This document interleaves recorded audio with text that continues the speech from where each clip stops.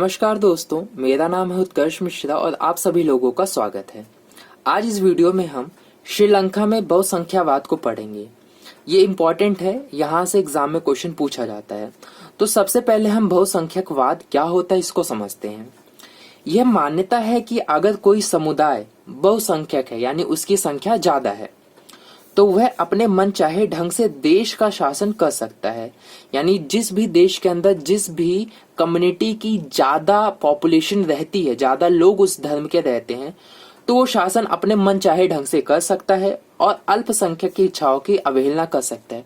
और जो दूसरे धर्म या भाषा बोलने वाले लोग हैं उनको अवहेलना, उनकी डिमांड्स को मान नहीं सकते। यानी बहुसंख्यक अपनी मर्जी चलाए, जो उसको सही लगता है वो करे और देश के अंदर जो अलग लोग हैं, अलग अलग धर्म, अलग अलग जाति की, उनकी ना सुने, बस केवल अपनी ही चलाए। इसे ही बहुसंख्यकवाद कहा जाता है।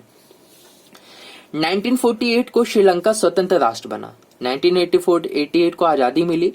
लोकतांत्रिक रूप से निर्वाचित सरकार ने सिंहली समुदाय को प्रभुत्ता कायम करने के लिए कदम उठाए। दरअसल लोगों ने चुना, गवर्नमेंट चुना, डेमोक्रेटिक गवर्नमेंट, यानी सबने वोट दिया। हमें पता है यहाँ पे मुस्लिम्स रहते हैं, सिख्स रहते हैं, और तमिल्स रहते हैं, और क्या कहते हैं, सिन्हाला वाले लोग रहते हैं। तो दरअसल क्या हो, सबने मिलकर गवर्नमेंट को चुना। गवर्नमेंट का क्या काम होना चाहिए था सरकार का, कि सबके लिए काम करे, लेकिन गवर्नमेंट ने ऐसा नहीं किया। सरकार ने क्या किया, गवर्नमेंट ने केवल सिंहली समुदाय के लिए काम किया। होता क्या है, 1956 में कानून बनाया गया। ये कानून सिंहलियों को प्राथमिकता देता था, यानी सिंहलियों के लिए ज्यादा बात ये करता था, उनको ज्यादा बेनिफिट पहुंचाता था ये कानून। इस कानून में क्या था, सिंहली को एकमात्र राजभाषा घोषित कर दी, यानी जो सिंहली लैंग्वेज है उसको एकमात्र राजभाषा कर दिया गया। जैसे हमारे के अंदर ऐसा नहीं, हमारे को अलग अलग जो लैंग्वेज है उसकी प्रायोरिटी दी गई है, पर यहाँ पे जो सिंहली है उन्हीं को ही प्रायोरिटी दे दी गई कि राजभाषा वही होगी।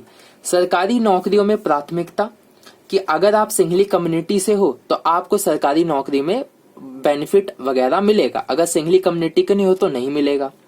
सरकार का बौद्ध धर्म का संरक्षण और बढ़ावा। सरकार केवल बौद्ध धर्म पे ही ज्यादा फोकस थी और उसी का संरक्षण करती थी, बचाव करती थी और उसको ही प्रमोट करने की कोशिश करती थी। जो बाकी धर्म है उनको वो इग्नोर कर देती थी। श्रीलंकाई तमिल को भी नाराजगी। ऐसे में जो श्रीलंकन तमिल थे, श्रीलंकाई तमिल, हमें पता है वो लोग नाराज हो गए। उनको बहुत ही ज्यादा बुरा लगा कि गवर्नमेंट हमारे साथ अच्छा नहीं कर रही है।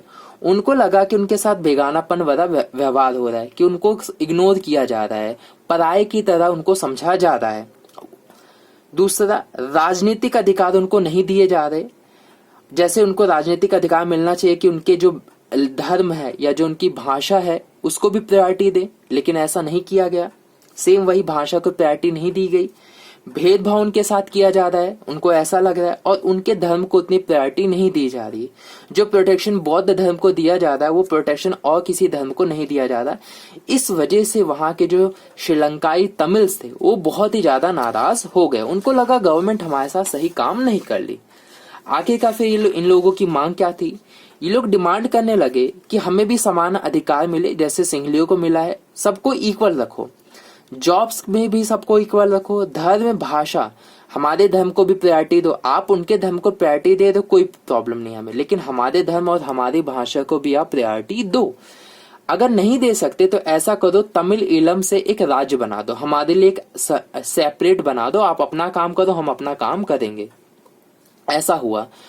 अब ऐसे में क्या हुआ कि इन्होंने अपनी डिमांड्स तो कई सारी रखी, लेकिन गवर्नमेंट इनकी बात नहीं मानी। ऐसे में कई सारे जो पॉलिटिकल पार्टीज है वो भी फॉर्म किए ताकि इन सब चीजों की डिमांड रखी जा सकती है। खुद राजनीति में आके, खुद पॉलिटिक्स में आकर वो काम, ये सारी चीजें करें।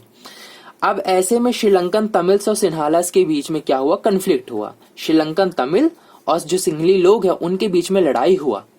लड़ाई की वजह से क्या हुआ, वहां गृह युद्ध चला। गृह युद्ध का मतलब होता है कि देश के अंदर ही आपस के लोग ही एक दूसरे को मार पीट रहे हैं, तो गृह युद्ध चला।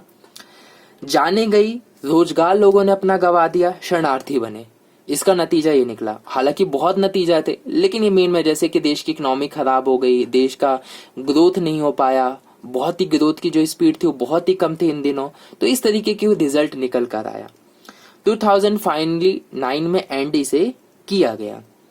और इसके बाद इनकी सिचुएशन बदली और इन्होंने हमारे जो साउथ एशिया के देश हैं इनमें काफी प्रगति की। इवन भारत के से कंपैरिजन करें तो यहाँ के जो देश हैं श्रीलंकन की जो स्टेट्स वगैरह है वो काफी ज्यादा अच्छे हैं एज कम्पेयर टू इंडिया।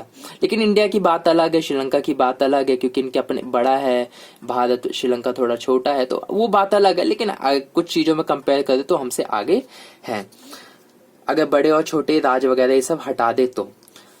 अब आता है यहाँ पे जो चैप्टर मैंने अभी पढ़ाए वाला टॉपिक, ये इंपॉर्टेंट है, ये एग्जाम में पूछा जाता है कि श्रीलंका की डिमांड्स उनकी क्या थी, वो किस चीज का डिमांड कर रहे थे, सिविल वॉर क्यों हो रहा था, ऐसा भी क्वेश्चन पूछ सकता है, सिविल वॉर का क्या रिजल्ट निकला, इस तरीके के क्वेश्चन वो पूछ सकता है कि आखिर का कानून जो बनाया गया था वो कानून में क्या था, तमिल क्यों नाराज थे, इसी तरीके के क्वेश्चन यहाँ से बनेंगे। तो इनको जरूर पढ़ लीजिएगा और मिलते हैं आप लोगों से नेक्स्ट वीडियो में। वीडियो अच्छी लगी है तो लाइक कर देना, अपने दोस्तों में से शेयर और हमारे चैनल को सब्सक्राइब कर देना, कमेंट करना बिल्कुल मत भूलिएगा। मिलते हैं नेक्स्ट वीडियो में।